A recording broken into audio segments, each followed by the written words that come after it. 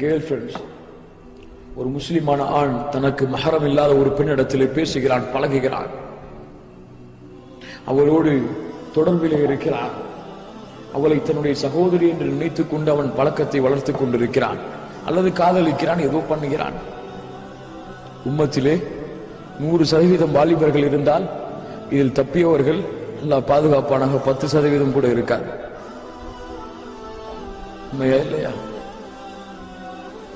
அல்லாஹ் தடுக்கவில்லை. அல்லாஹ் இதை ஹலாலாக்கி இருக்கிறானா?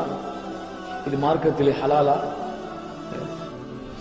குறிப்பாக சொல்ல வேண்டும், இந்த சமுதாயத்திற்கு இந்த செய்தியை எடுத்து சொல்ல வேண்டும், எடுத்து சென்று சேர்க்க வேண்டும் என்ற கடமைகளை சொல்கிறேன்.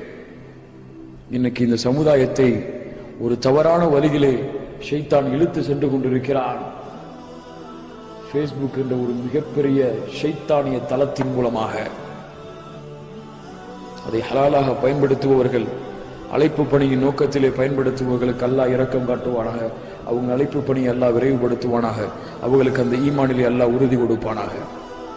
அதை விட்டுவிட்டு எவன் ஒருவன் அந்த இணையதளத்தை ஹராமான நோக்கிலே ஒரு அந்நிய பெண்ணிடத்திலே பேசுவதற்காக, பழகுவதற்காக பயன்படுத்துகிறானோ, அந்த இணையதளத்தை பயன்படுத்துவது இந்த மார்க்கத்திலே ஹராம். அவனுக்கு எழுதி வைத்துக் கொள்ளுங்கள், அவன் ஹராமை செய்கிறான்.